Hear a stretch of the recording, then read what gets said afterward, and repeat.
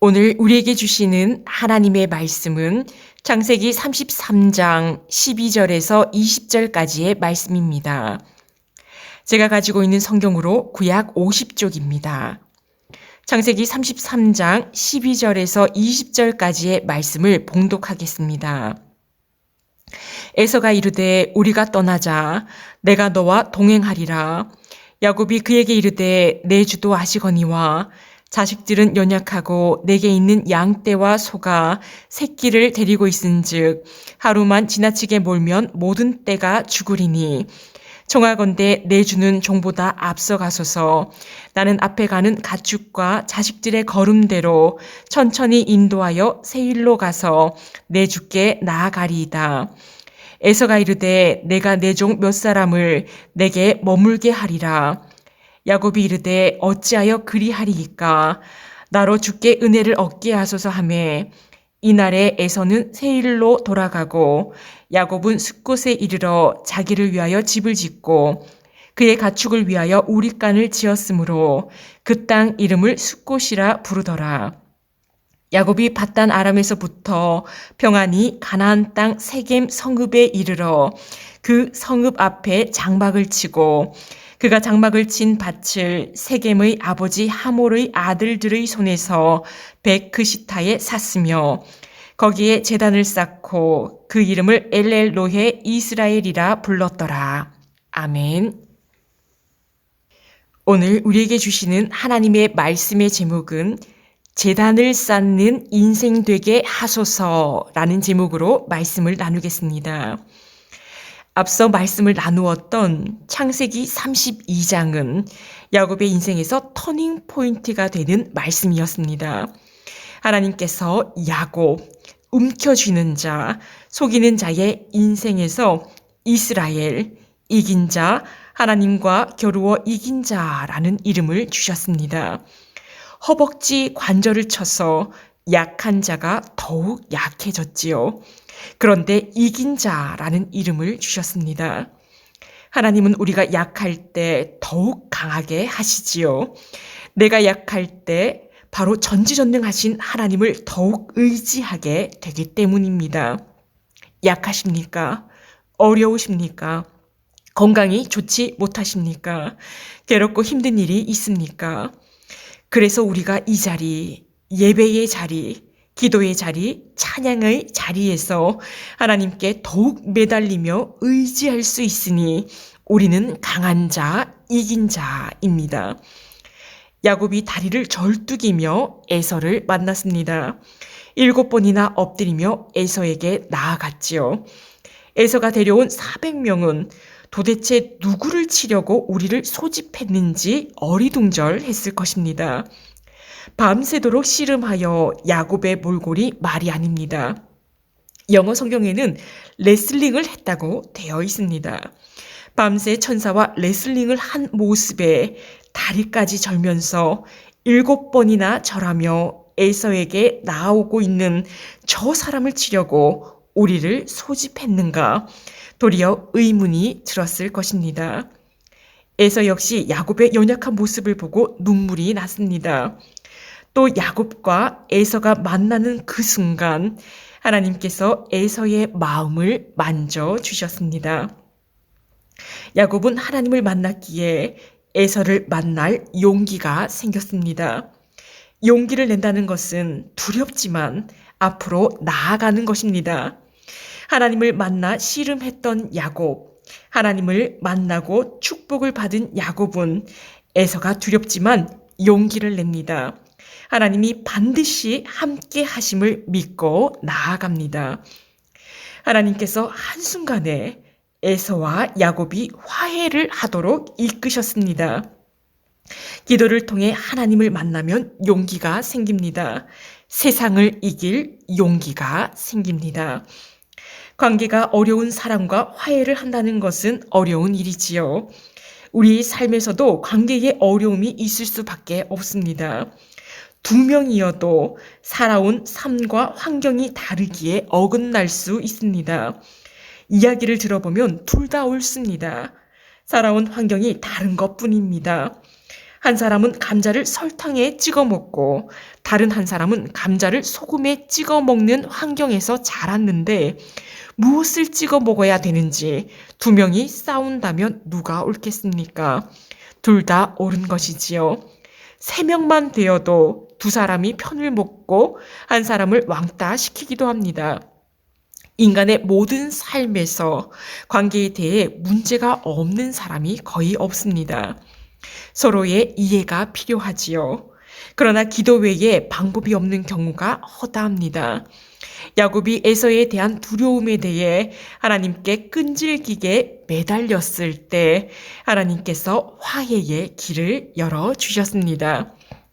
야곱과 에서가 하나님의 은혜로 화해하게 되었지요.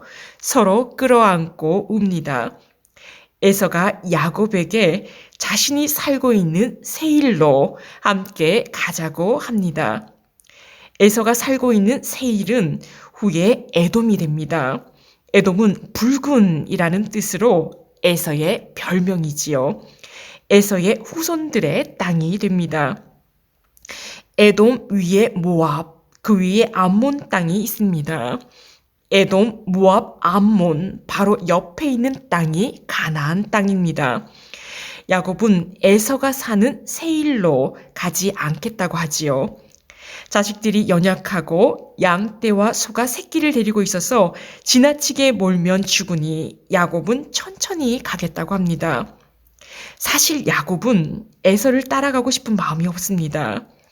야곱이 에서와 화해를 한 것도 하나님이 고향으로 가라, 가나안 땅으로 돌아가라는 명령이 있었기 때문이지요. 많은 재산과 함께 다른 곳에 정착해 살 수 있었지만 하나님께서 가나안 땅으로 돌아가라고 하셨기에 그것으로 가는 것입니다. 하나님의 뜻을 먼저 따른 것이지요. 숲곳에서 잠시 우릿간을 지어 머물렀지만 야곱은 하나님께서 말씀하신 가나안 땅, 그 중심에 있는 세겜에 이르게 됩니다.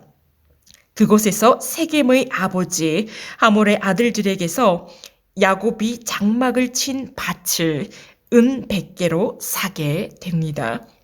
그곳에서 제단을 쌓고 그 이름을 엘렐로헤 이스라엘이라고 불렀습니다. 야곱은 순종함으로 복의 근원이 되었던 할아버지 아브라함의 길을 따라가고 있습니다. 아브라함이 가나안 땅에 왔을 때 가장 처음 머문 곳이 세겜이었지요. 세겜에서 제단을 쌓았습니다. 아브라함은 세겜, 베델, 헤브론으로 하나님의 말씀에 순종하며 따라가게 됩니다. 야곱 역시 하나님의 말씀에 순종한 할아버지 아브라함처럼 세겜, 베델, 헤브론으로 이동하게 되지요. 야곱이 자기 중심의 삶에서 하나님 중심의 삶으로 순종의 삶으로 변화되었음을 알 수 있습니다. 창세기에는 하나님께 제단을 쌓은 사람 4사람이 나옵니다. 노아, 아브라함, 이삭, 야곱입니다.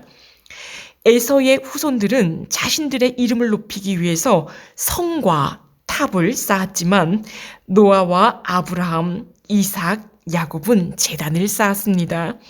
나를 높이는 것이 아니라 오직 하나님을 높이고 예배드리기 위한 제단을 쌓았습니다.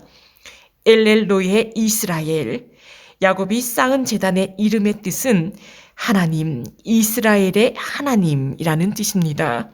하나님, 나의 하나님이라고 야곱이 예배하는 것이지요. 야곱은 자기 중심의 삶에서 하나님 중심의 삶으로 바뀌게 되었습니다. 하나님을 만나고 하나님의 은혜로 살아가는 삶으로 바뀌었습니다. 말씀을 맺겠습니다. 우리의 모든 삶은 하나님의 은혜 없이는 아무것도 할 수가 없습니다. 그러나 우리는 내 자신을 높이는 성을 쌓고 탑을 쌓아가는 삶을 살고 있습니다. 하나님을 만난 사람은 나를 낮추고 하나님을 높입니다. 제단을 쌓고 하나님께 예배합니다.